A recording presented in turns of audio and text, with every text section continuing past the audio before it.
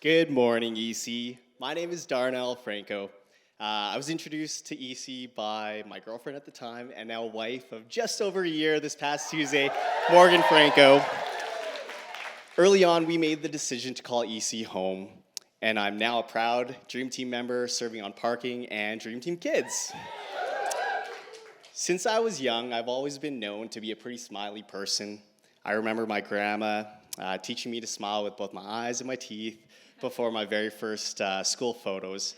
And if you fast forward 28 years to today, those smiles come easy and the lessons stuck because I've got a lot of reasons to smile. My wife Morgan, our hilarious dog Finn, our loving and supportive families, and incredibly loving communities like this right here, to name a few. That said, if you guys were to rewind back a few years, the biggest reason for my smile was to actually hide my emotions. Emotions like anger, sadness, shame, disappointment, and embarrassment.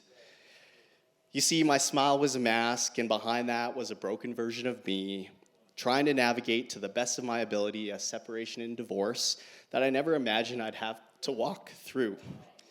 It was the toughest season of my life, guys. And I battled intrusive thoughts on the daily like, Darnell, you're unlovable. You're abandonable. You're not worth commitment. You should be ashamed of your divorce.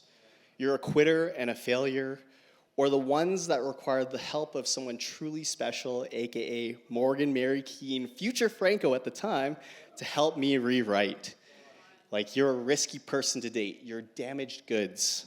You'll never find love. You're never going to be a husband or a dad. Just give up on these dreams. Now, we see my story may not be your story, but I'm sure you can relate to thoughts and feelings where you feel like you're not enough and you want to give up. And I want to encourage you, do not give up. Galatians chapter 6, verse 9 says, "So let's not get tired of doing what is good. At just the right time, we will reap a harvest of blessing if we don't give up." Do not give up.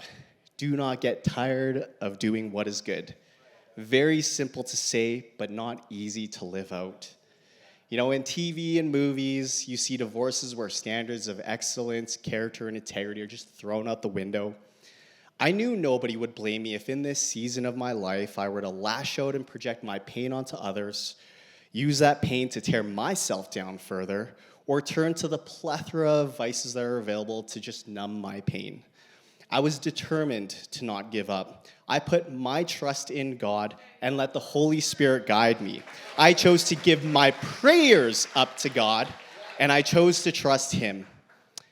I've heard it said that love is a verb, and I'm a big believer that trust is also a verb.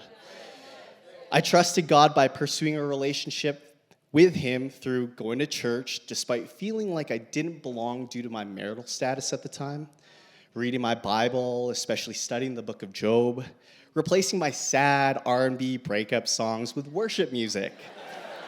And I listened to at least one church message a day.